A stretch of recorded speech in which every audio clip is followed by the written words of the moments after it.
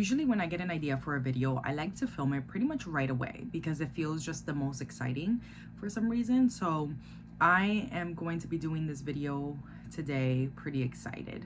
As I'm filming this video, I actually have a trip coming up in the next couple of weeks. So the travel vlogs are coming back. Be on the lookout for that. I believe when this video goes live, I will be already on my trip. I am not telling you where I'm going yet. You will have to wait and see. Unless I've already mentioned it in a different video, in which case I don't really remember. That's how my memory is. So if you already know where I'm going, it is what it is, but I'm not mentioning it here in the hopes that I haven't, so that you can be surprised. But this video is going to be trip fails, as you saw by the thumbnail and hopefully the title. I have my handy dandy notebook here. I actually got this idea to film this video about a week ago. I'm batching videos right now to have them scheduled as I'm away. I almost said where I was going just then. This was a video that I thought would be really fun to just talk about. Since I travel so much and my siblings and I have a reputation, I thought we could talk about the fails, right? The bad stuff that happens when we are traveling. Realistically, we only post the highlights, and I just need to remind people that everything you watch on YouTube, on Instagram, on social media are highlights. So yes, these people are going on trips and I'm sure they're having fun. I know I do. But there's also tons of fails when it comes to trips. And I'm only mentioning some. I'm only mentioning really the ones I remember the most at this moment in time, because I did sit here with my notebook and write them down. I am not mentioning every single trip I've ever been on. I have done more trips. I have had more fails. In fact, just as I'm saying that, I'm thinking of a DR trip that I did. And that was a pretty big fail with the spiders. However, oh, maybe, you know what? I could add that in. I took notes in order of when they happened. I'm trying to keep this video not too long, so I'm hoping I don't go overboard, but I talk a lot. Starting with my first trip to Europe when I was 15 years old, which was 15 years ago. I'm 30 now. It actually was around this time. So exactly 15 years ago. I'll start with that one. I'm really focusing on major trips. A lot of the trips are trips that are more recent, and quite a few of the ones towards the end are trips that I actually have vlogs up on my YouTube channel already for. So those are very recent because my YouTube channel is not even a year old yet. I thought it was a good idea to just share some of these fails. One, so that you learn from it and maybe don't make the same mistake I did. And two, so that you can have a good laugh. Some of these things are not things to learn from. Some of them are kind of just things that happened because it happens. Things happen when you're traveling. And it's just kind of funny to look back on right now that we're over it. We're actually gonna start off with my very first trip to Europe when I was 15. So I actually went with my cousin, whom you have seen on some of my vlogs before. She was on my girls' day vlog for sure. She is my partner in crime since we were babies. She's only a year younger than me, so we grew up pretty close. So of course, our very first trip to Europe was with each other. And honestly, this was a pretty funny trip because our parents sent us off. Our parents didn't go. It was just me and her. We went, she was 14 and I was 15. And we went actually with an agency that does yearly trips for a month to Europe. So our parents sent us both to Europe for a month alone at 14 and 15 years old. Yes, you heard that right. And it was actually one of the greatest trips I've ever been on, but also full of tons of mistakes. And the very first one I'm going to be talking about, and actually the only one I think I'm going to be mentioning from this trip besides our outfits, which were awful because the way that I packed, oh, young me. The way that I packed was I waited kind of for the last minute, and then at the time, so hand-me-downs were like pretty common in my life. It's something that my whole family did. Like whenever I'm one of the younger cousins. We have a ton of older cousins. Actually, I can't consider myself one of the younger cousins anymore because some of my uncles ended up having children way later. So there's some actual really young cousins that are literally children. I think the youngest might be like 6 or 7, so they're literally children. But in the first group of cousins, I am one of the youngest, so we used to get hand-me-downs a lot from family members. And it just so happened that that summer we had gotten like a whole bunch of hand-me-downs that I didn't even try on. I am not even kidding when I say I opened whatever bag it came in, and whatever I took, I put in a suitcase and went to Europe with it. So those pictures are ridiculous. And I don't even look at them often because honestly, I think they're just buried in my Facebook somewhere. But I'm gonna be talking about what happened with my cousin and I believe in Capri, Italy. Part of this group was they would give us free time. So we would all go together, arrive at locations together, and we would all stay in the same hotel. And for major destinations, we would all go together. So like major touristy sites, we would all go together. But once we were there or around that area and the major group event was done, we would get free time. And yes, a 14-year and 15-year-old would get free time and we would just do whatever. Mind you, we weren't the only children here. There were a lot of adults in the group too, but they kind of just hung out with adults. And then the kids just stuck together and we would just go off in Europe and just do whatever. My cousin and I were on a very tight budget. And we went to a restaurant. We were hungry, we were gonna go eat. So we ordered a very cheap pasta. It was, I think, less than €5. If I'm not mistaken, it might have been €3. So very, very cheap pasta is what we thought we ordered. But it was in Italian because we were in Capri, which is not, at least that restaurant, they did not speak English or Spanish, which is another language we can speak. But we ordered it, and when it arrived, it was tomatoes and cheese. And now as an adult, I know that what we ordered was actually an appetizer, an antipasto, I believe is what they might call them in Italy. But we didn't know that at 14 and 15.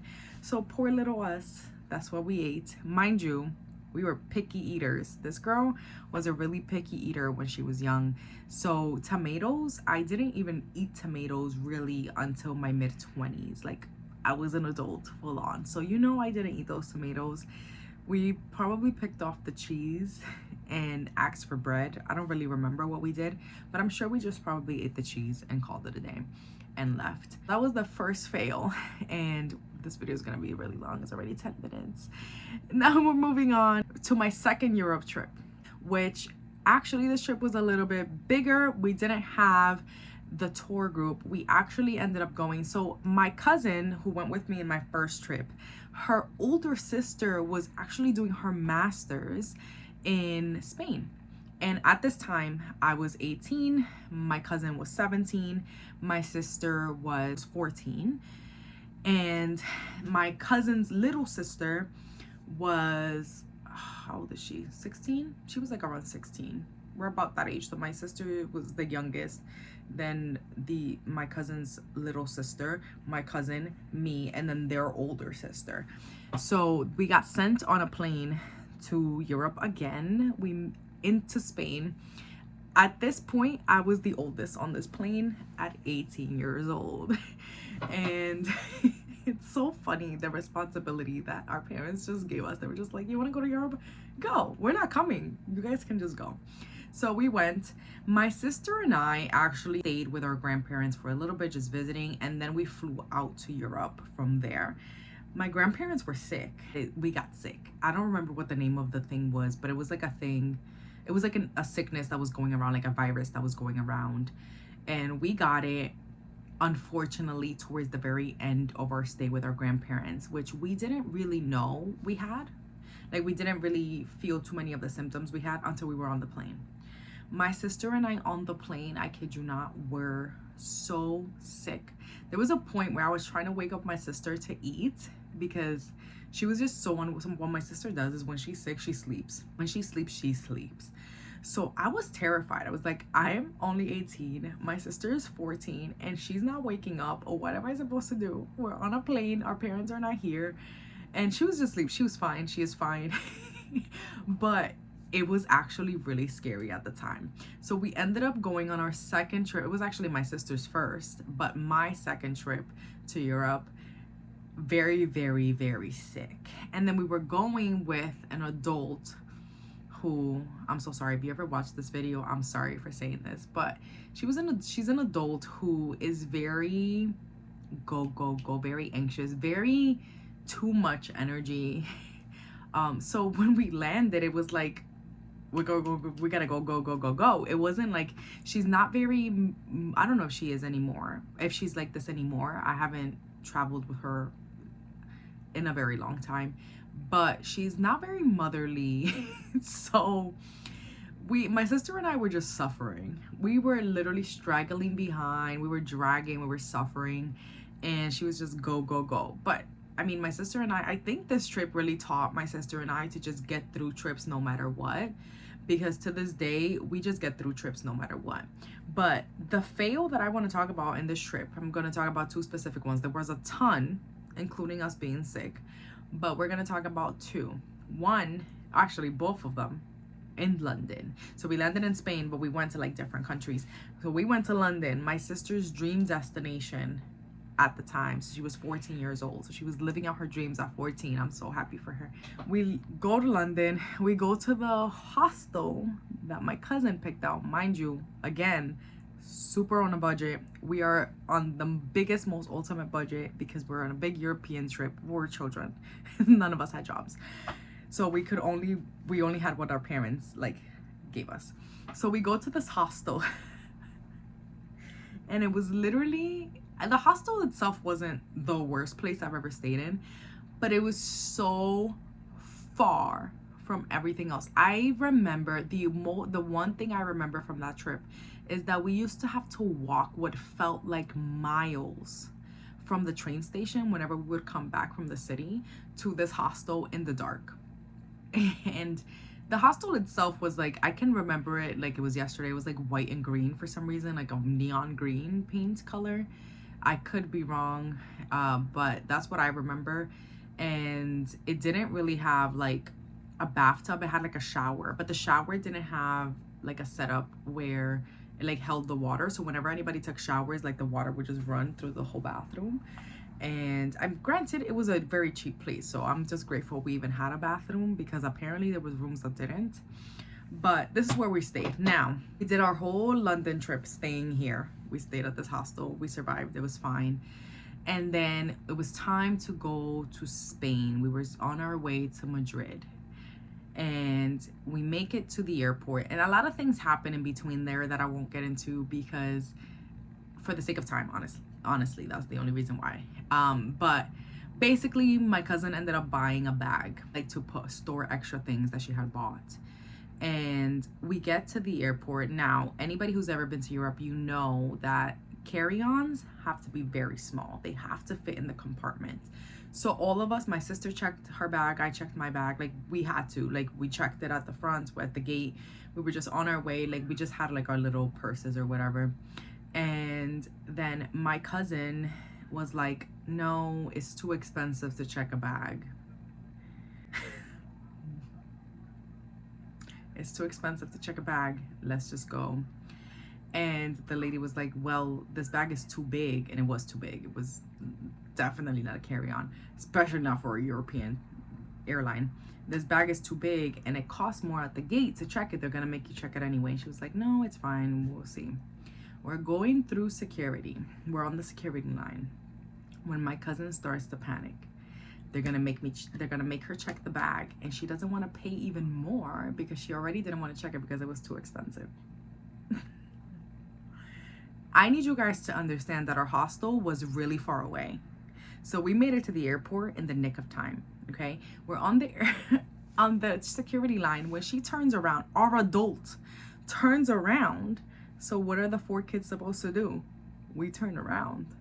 We should have gotten on the plane, but we didn't. We turned around.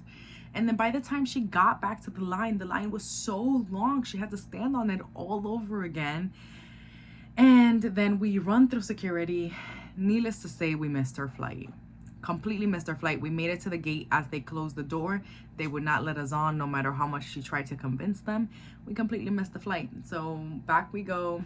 And now she's like, she was really upset. This is a story, mind you, that I laugh about, my sister laughs about, my cousin who's a year younger than me laughs about, but my mom cannot hear this story without crying. This story makes her cry every time. Then have to, now she wanted to save money on the bag, but now we have to buy a new flight. Now we have to find a place to stay overnight because there was no other flights flying out that day that we could do. So we ended up having to stay overnight. She ended up finding a like another hostel or Airbnb or something, I don't remember what it was, which was really, this was just a room with a bunch of beds in it. I'm not even kidding. And however the size the room was, there was more beds than walking space. There was a bunk bed, and I believe there was like 3 regular beds in it too. So it was a lot of beds. And then we go into the bathroom, and all I know is that my cousin and my sister, my cousin who's a year younger than me and my sister, come out of the bathroom cracking up laughing because it is the biggest bathtub we have ever seen in our lives. So we went from a hostel that had nothing, so our whole room would get wet, to a ginormous bathtub. So we ended up spending more money than we should have just because she didn't want to check her bag. So that was fail number 2. Moving on to fail number 3, it's actually a much more recent trip when we went to London and Paris. So it was me, my brother, my 2 sisters, my mom, and my sister's friends. That was the crew that ended up going to that trip, and it was a New Year's trip, London and Paris. We did London first, and we kind of did all the Christmassy stuff. Then we flew out to Paris for, actually not just the Christmassy stuff, we spent Christmas there. It was Christmas and New Year's trip. We did 2 weeks, a week in London and a week in Paris. We did Christmas in London, New Year's in Paris. Actually a really beautiful trip. Totally recommend London and Paris for Christmas and New Year's if you're considering traveling for this time. It is very beautiful. They decorate so pretty. And obviously Paris is magical with the Eiffel Tower lights at midnight on New Year's Eve into New Year's Day. So it is a beautiful trip. My fail for this trip actually is 2. One is, oh, actually technically 3. London. We're starting off in London. So when we arrived in London, we had an Airbnb booked for all 6 of us. We arrived our Airbnb and we were kind of catfished. It was not big enough to be for 6 people. It was a very nice Airbnb, don't get me wrong, but it was not big enough for 6 people. And the shower was really small, but now in retrospect, not the smallest I've ever been in. So we will hear about that one later. So that was the first fail. The second fail was in Paris. We ended up doing this cute little, or we're trying to do a cute little picnic in Paris. But actually Paris at the time when we went was a lot colder that December than it normally is. So we planned for, London was also very cold. We planned for it to be a little bit warmer, so we had a lot more outdoor activities. Not warm, it was still, you know, we were expecting kind of like fall weather, but it was freezing, like absolutely freezing. And we had planned a cute little picnic underneath the Eiffel Tower, so we did that and ended up having to cut it short because it was really cold. So fail number 2. And a time jump, I might just do maybe 1 more or 2 more trips in this video and then do a part 2 just so that it doesn't get too long. We're gonna time jump to a little bit after the London and Paris trip to our very first Japan trip. Our very first Japan trip was actually August 2023, and we flew out for exactly 3 weeks. We were exactly 3 weeks in Japan. I believe we flew out like August 1st or something and came back around the 19th. So it was the first 3 weeks of August that year. And we had a couple of fails there. That was just a sibling trip. So it was just me and my brother and my 2 sisters. And it was the best time. I cannot recommend Japan enough. I love Japan. The only thing that I always remind people when I recommend Japan is you have to make sure to do your research beforehand in terms of culture. I really don't like to see people disrespect different cultures or places that they go to when they visit. So every single trip, I always make sure that I look up the location and learn kind of like what it's like there and culture-wise how to respect, right? And the language. Japan is very, very, very much a rule-based society, and I saw way too many people, way too many tourists disrespecting like a lot of the culture there. So I always remind people, just make sure that you're respectful wherever you go, not just in Japan, wherever you go, because you are a visitor there. That is their home. When we went to Japan, we actually ended up going to Korea in the middle of our, actually in the beginning of our Japan trip, just for overnight. So we flew to Korea one day, slept there overnight, and then flew back to Japan the next day because there was a concert my sisters wanted to go to, but they weren't able to get tickets, so fail. But that's not one of my fails, that's theirs. On our way back from Korea, our flight was delayed, and we had it timed perfectly where we landed. So in Japan, important to note, actually in a lot of Asia, trains stop running at a certain time. So in Japan is around midnight. So some trains are literally at midnight. Some of them are about 12:30. Some of them might maybe 1 o'clock if you're pushing it. But most of them stop running around midnight. Do not start running again until 5 a.m. Some of them 5:30 a.m. So we timed our flight with just enough time so that we landed and were able to get on the train and make it back to our Airbnb before train stopped running. Our flight was delayed. And I laugh because that's the only thing we can do in a situation like that. Our flight was delayed in Korea, so we had more time in Korea. We were just, honestly, I think it was protection from the universe, because if our flight hadn't been delayed, we wouldn't have made that flight. We underestimated how tired and slow we were gonna be walking, and making it to the airport was tough. And then what we didn't realize is that the airport in Korea is huge. So it was an unfamiliar airport. We didn't really know where to go. So that took us a long time to find our gate. So if the flight had not been delayed, we wouldn't have made it. So I'm grateful that it was delayed. However, because it was delayed, we landed in Japan after midnight. So all of the trains had stopped running. So we ended up having to sleep at the airport. Just flat out found a bench, and we were so tired. We knocked out and slept at the airport. Good thing about Japan is that it is a very safe country. Actually, it was, I'm gonna say it probably still is, but I have heard a lot more, like a little bit of increase in crime since tourism has increased. However, very safe. We were fine, nothing happened. But that was a fail in Japan. Another fail that happened, it was kind of in Korea during that little trip, is that I only brought sneakers, and I brought my favorite brand of sneakers. But my favorite brand of sneakers is not the best sneakers for summer, and we severely underestimated how hot it is in Korea and Japan in the summer. Once we landed in Korea, my feet, actually I think my brother was the only one that didn't have swollen feet. My sisters and my feet, all three of us, our feet were so swollen, they did not fit in our sneakers anymore. It was that bad. So we had to do an emergency stop, because when I tell you I could not walk, I could not walk.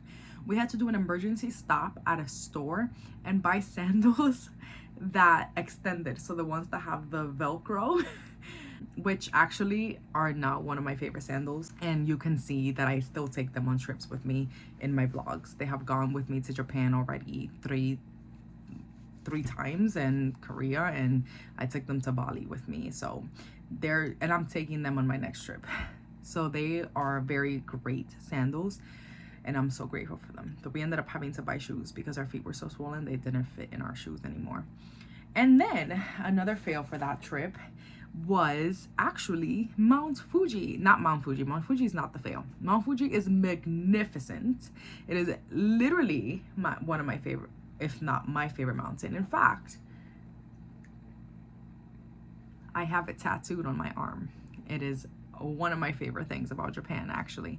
But we did want to do a little Mount Fuji trip where we actually heard that you can hike Mount Fuji in one day. Now, why did we think we would be able to hike Mount Fuji in one day when we were exhausted as tourists who were walking 20 to 30,000 steps every single day in Japan? I don't know, but we thought we could. So we actually bought like rain gear. We got backpacks, we got like rain jackets. Honestly, we weren't that prepared. Like even with that, we weren't that prepared. However, we left all that stuff in Kyoto.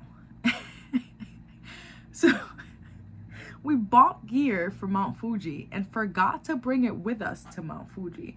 So in Mount Fuji, Mount Fuji and mountains in general have like their own weather. You can look it up. Maybe I will look it up and put it on the screen, but you can look it up. They have their own weather. So their temperatures and their weather is different sometimes than the town around them. So we got to Mount Fuji and we were like, it's fine because, you know, it's not raining. It was pouring in Mount Fuji. Absolutely pouring. Not even kidding.